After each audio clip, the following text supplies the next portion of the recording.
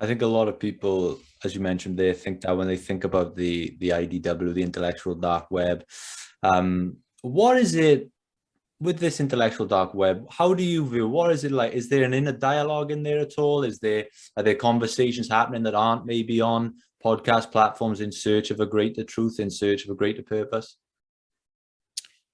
Well, I don't know how to answer that question. I think in many ways, to the extent that there was some understanding of, what the bounds of the IDW were, COVID has thrown an incredible monkey wrench into it. And while the opportunity to upgrade, for IDW 2.0 to have emerged in light of COVID, that does not seem to be what has happened, at least so far.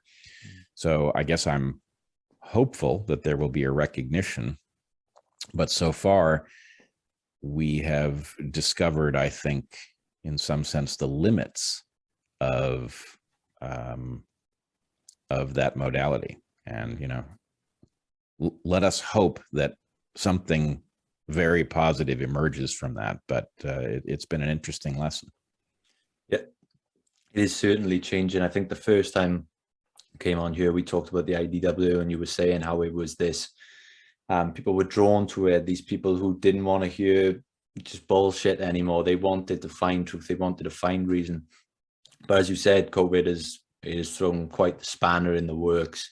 And I know you've predicted a lot of things on this podcast in the past that have come true, but where do you see, I know what you hope, but where do you see the future of the IDW with, there have been conflicts. Last time you were on the show, you spoke about a disagreement between yourself and Sam Harris, and there seem to be these little storylines built in. Where do you see the future of the IDW landing?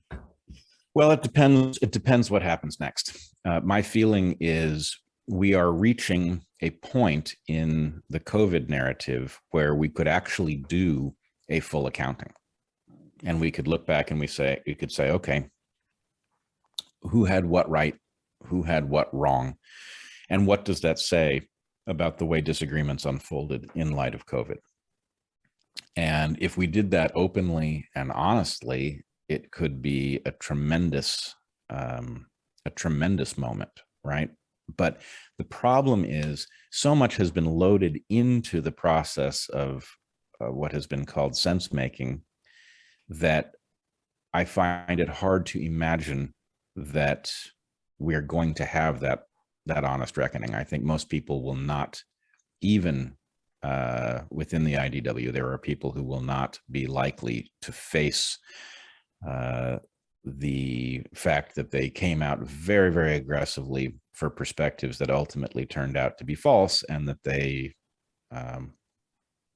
called other people's credibility into question and the like, right? That's going to be, it will be wonderful if there is a full reckoning, and I hope there is, but I would expect that the features that make human beings rationalize will, they are at least a major danger to that process.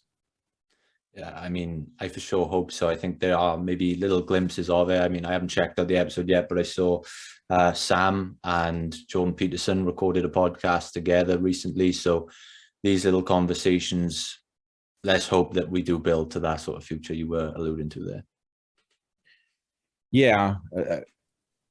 I hope they do. But let's just say the problem is, I believe some people went back on the implicit agreement at the base of what IDW was, which is that in effect, we are better off if we use the tools at our disposal and attempt to make sense and do so in a way that is transparent.